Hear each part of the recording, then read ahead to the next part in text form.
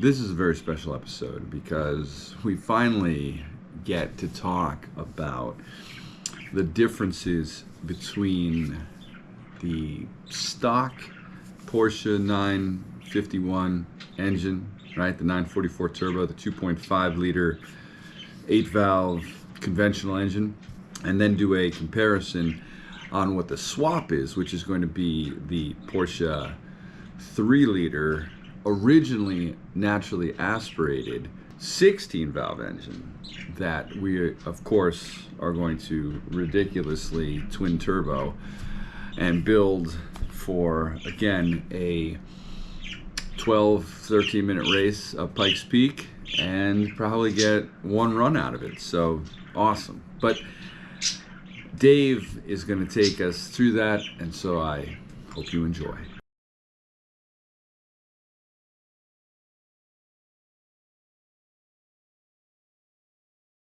So we got 951 strip block, 968 strip block, down to just the block.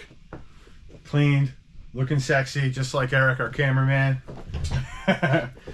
So we want to go over some differences and why we're choosing the 968 block over the 951 block to build horsepower, possibly the Pikes Peak motor, all that stuff. At this point, this is the Pikes Peak motor. At this point, yes. Mm-hmm. Not in all its glory, but bare naked. So if Eric will come over here, we'll go over some things between the two that are fine details. Some people know, some people don't know. So the 3-liter block, we'll start with the main difference. Cylinders are Siamese.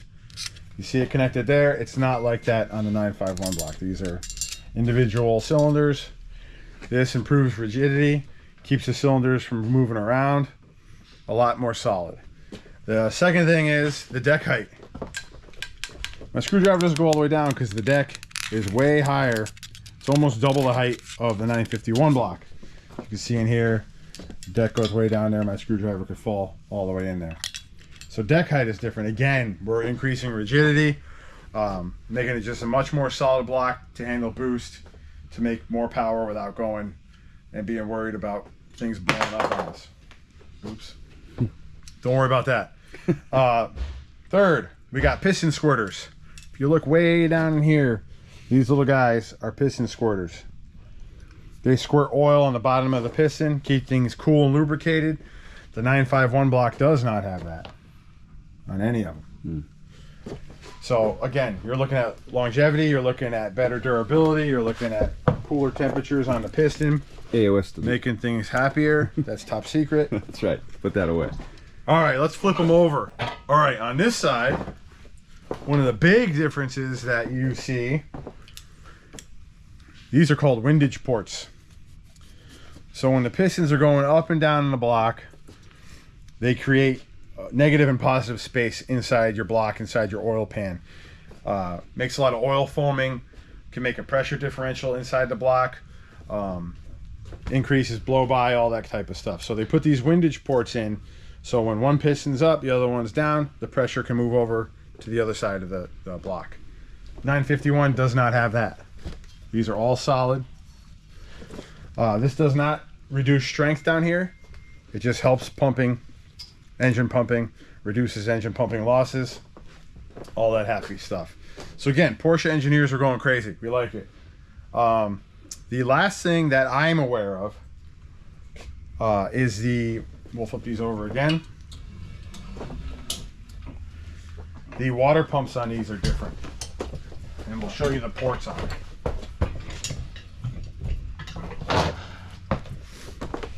Here's one of the ports for the water pump. That's the other one. See how small this one is. Look at how big this is.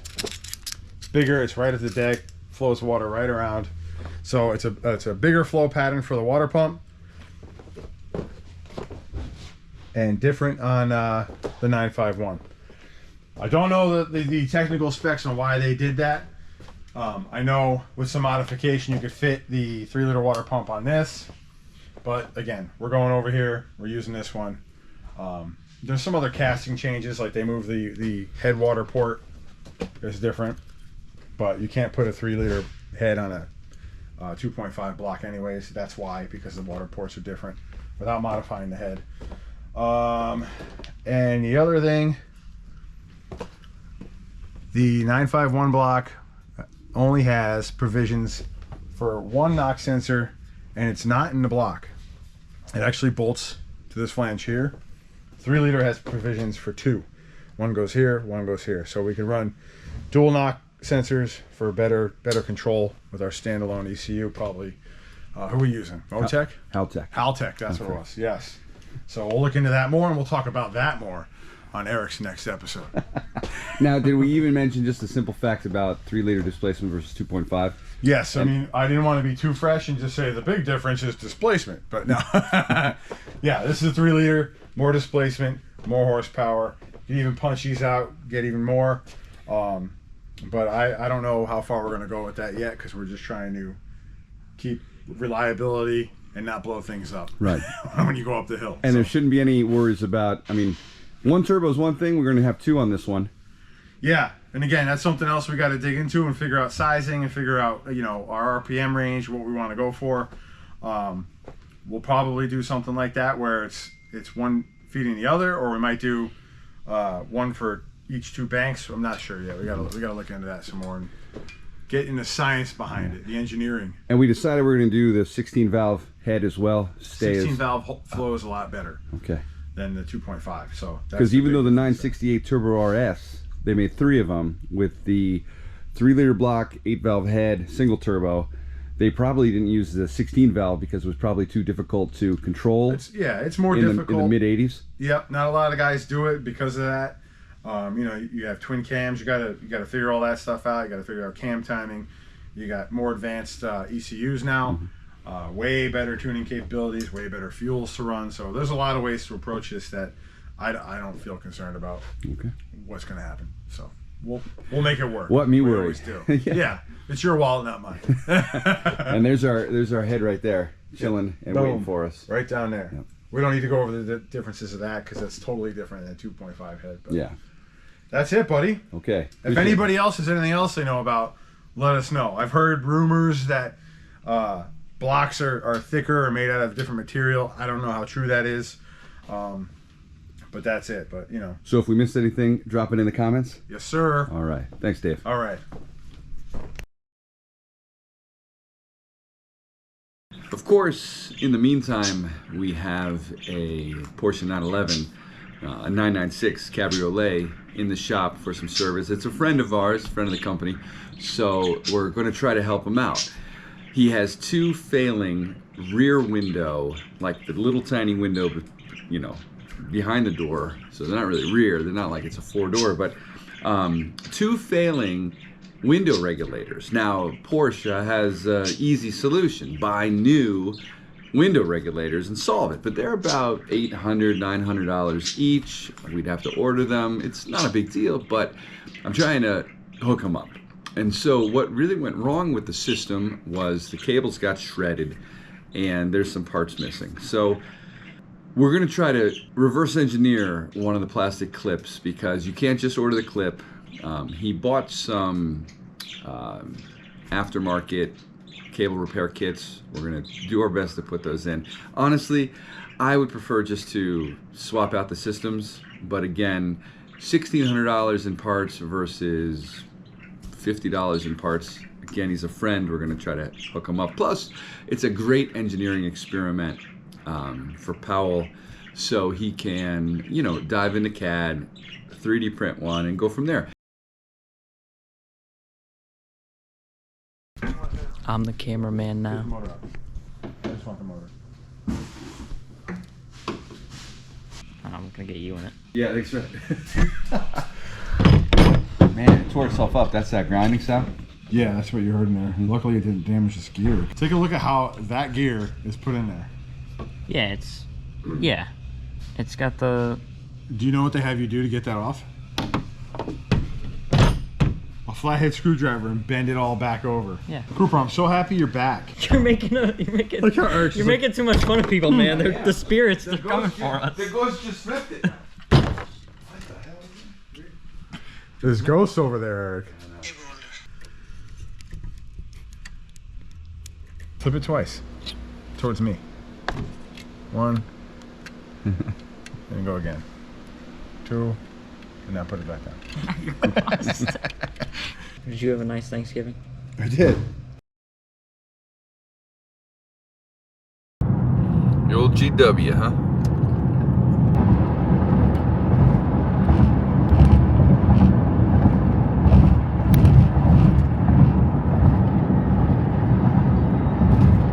Good. Is that car just smashed? No. It was in the bridge.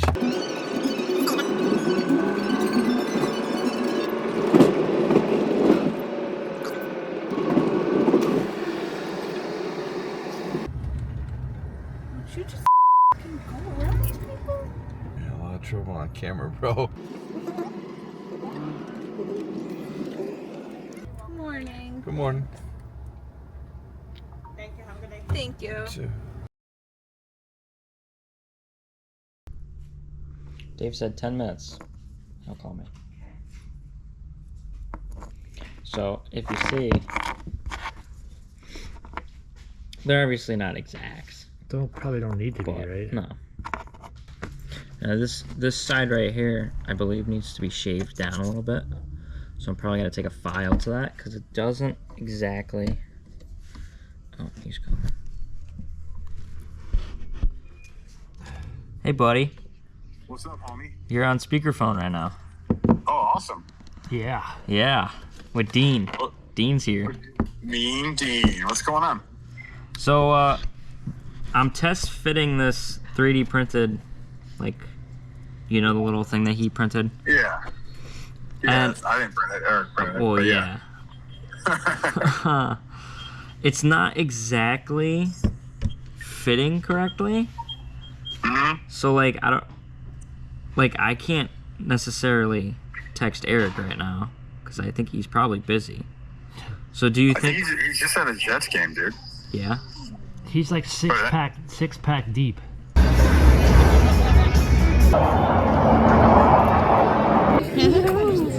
Are you in the area? Hell yeah, we were at the Jets. I'm going to say it, I'm a proud Jets season ticket holder now for going on 4 years. I use the season tickets to take friends and clients and well-wishers and family and employees and prospective clients and Soul Performance and my sponsors and everybody, and it's a great time. Now, I don't think we won more than 2 games this season, but that's not what it's about. So hell yeah. I mean, I'll send you a video. It's not exactly, like, it doesn't clip into place really tight.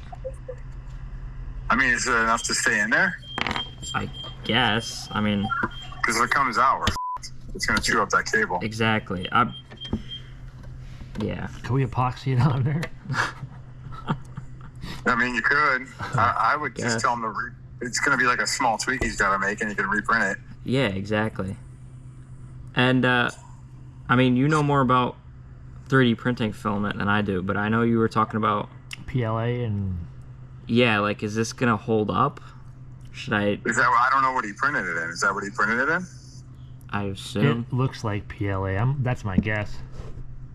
I told him to print it in something else, so I don't know what he did. I don't know. He just gave you the prototype stuff and was like, here, do this? Yeah. Like, in the notes, he said just install 2 windows and take that rear piece off of the top because he wants to do upholstery on that. Yeah. So I'm probably just going to do that today and tell him to tweak this. I would, because if we do it wrong, we're screwed. Then we got to take it all apart again. Everything gets broken. Exactly. All right. So I would tell him to either reprint that with a stronger clip. Yeah. He's got to make it out of something else, dude. PLA is not going to hold up. Yeah. Dude, the cables are going to shred it down to They're going to eat it, nothing. yeah. He needs to do it with, like, the carbon-impregnated PLA stuff. So it's at least a little resistant to wear. Yeah, but can his printer do that is the question. I don't know. It should. I mean, mine does. And it's cheaper than his. You impregnate stuff with your 3D printer? Buy it. You buy the spool with the stuff in it. All right. It comes in a spool of, like, I forgot what it's called. I'll send you a link. Okay. You can print it in. But PLA won't hold up to the temperatures either. That thing in the summertime, dude, will get all deformed and stuff. Oh yeah, you're right. So he needs to do it right or get out. Yeah. How much? All right. How much is this piece? This little plastic piece cost? I don't know. We couldn't source it. Really? It was an unsourceable part. Or is it part of a bigger part? Like It's part of this. Oh, I mean, if you get the whole regulator, I think it was like $780 a side. Yeah. Oh wait, there's It a was part. something Yeah, stupid like that. There's nothing. I looked it up. That number comes up with nothing. Yeah. Wow.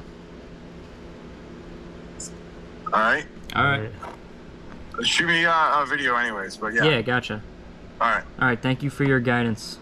No problem. Bye. Later. The clip is really what I'm focused on because I love it. Dean says, well, just go buy one, right? Well, great, but they don't sell them. So I can't just do that. Again, it's a $950 plastic clip if you think about it, because if that's the only thing missing, then it's a whole new regulator for a plastic clip. There's no need to spend $900 on a clip if we can make one. But the point, I don't know why I said it, was they don't make them. It's not an individual part number. So, great. Good advice. So, yeah, because we're spending like $4,000 in engineering hours, man hours, reverse engineering hours, machine shop hours, 3D printing hours, CAD hours, design hours. If it was just available for a $4 clip, we would have bought one, right? So, but you know, we don't like to do anything around here too simply. So, it was really good, right? We designed it in CAD. It took a few hours, right? We just got out the caliper, we got out the micrometer, we did what we had to do. Sure, most people think we can just scan it, right? A lot of people are just like, well, just scan it and print it, but that's not how it works. We've scanned entire frames, entire chassis of cars. It suffers on small parts. It also suffers on occluded parts. So like this clip has little tiny sections that occlude or basically cover up other sections. Well, if the laser can't hit it, the laser is not going to scan it. So it's just not a part that makes sense for an optical laser scanner. So old school, right? Grab a caliper and load it up and get the measurements. So we had Powell doing that. He did a great job. I had to tweak a few things, but that's the point. I love that the team says it's the wrong material. It's a prototype. You don't print your good material if you don't know if the part is going to fit or not. And that's exactly what we had to go through. Powell did a great job getting us 99% of the way, 95% of the way. And I printed a few in PLA, and I asked the team to test fit it and give feedback, right? That's the whole point of, you know, they used to call it rapid prototyping for a reason. This wasn't an end user part.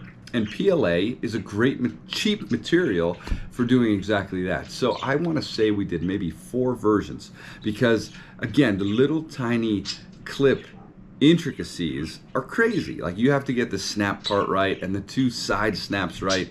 And that took, again, about 4 times, and then I dialed it in when I had a couple of hours, and we printed it until it fit. The end result, we have to print it in nylon. So Porsche used a standard automotive thermoplastic, nylon P66, basically a nylon. Super abrasion resistant, which is good because there's a steel cable that works the regulator that is going to be sliding back and forth. So we had to do something to make sure that it wasn't just going to burn through. Anyways. So my 3D printer can actually print a version of nylon, not quite PA66, but close enough. Again, the non-$950 solution, the $20 solution. So we reprinted that, and it'll snap right in, and we'll get this thing back on the road.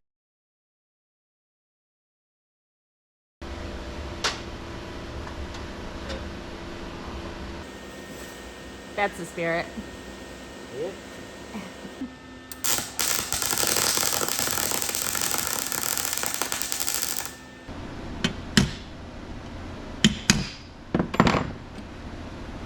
You gotta do them both. Yeah. Looks like you're about to play guitar.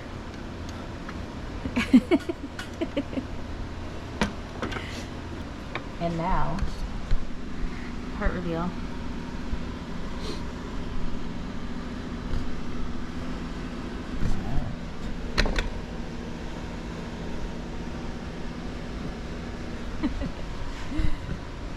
So that was what? Scanned by Paul, designed and printed by Eric and Paul, and installed by Cooper. Plus Cooper did quality control. Yes.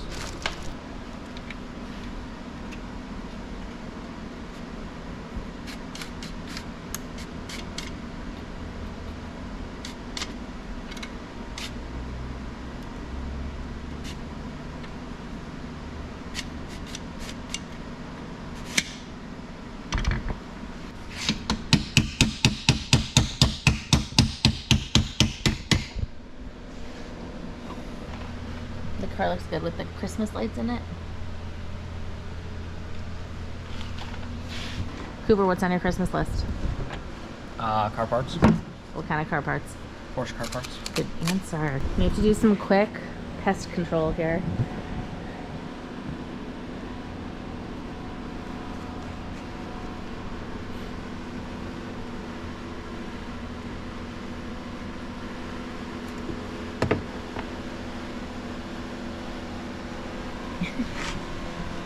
Okay, now what's your plan? Take it outside, if anything.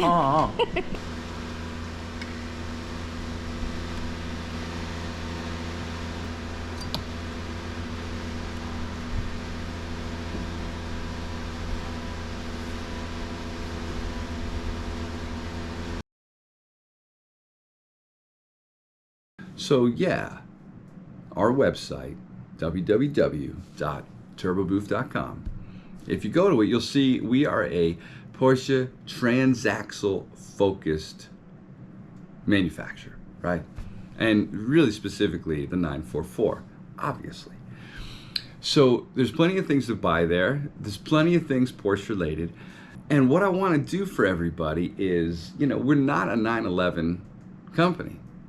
Love them, drive them, fix them, work on them, but that's not our specialty, so to speak. So I came up with an idea. What I want to do is I want to give away the STL file, right? The 3D printable file for this 911 996 window regulator clip, because it's crazy that you just can't buy one. And if that's a part that is missing or worn through, listen, I have no problem getting a new regulator for what it costs. But in the meantime, if you're stuck, right? If something for some weird reason happened and you need to get this window up in the middle of a storm or a blizzard, I don't know why you have your 996 convertible out there in a blizzard or a monsoon or torrential rain. But what I want to do is I want to throw the file up in one of the blogs as a downloadable file, and that way if you have access to a 3D printer, you can print it for free. I mean, you know, you can use your resources. But here's the STL, ready to go, good to go. Now, of course, if you don't have access to a nylon printer, and they're crazy because they got to get up to like 250 degrees melting point, you have to have a heated bed or a heated platform. I ran it at about 50 degrees centigrade. The nozzle 250 centigrade. I had to run it super slow. Nylon's a trick to work with. We can always, you can buy one on the website, right? And the Porsche tax is not included. It's very reasonable. Also, because I don't want to make these or sell them, but if you need one, we'll get them for you. All right, so that's my Christmas holiday giveaway.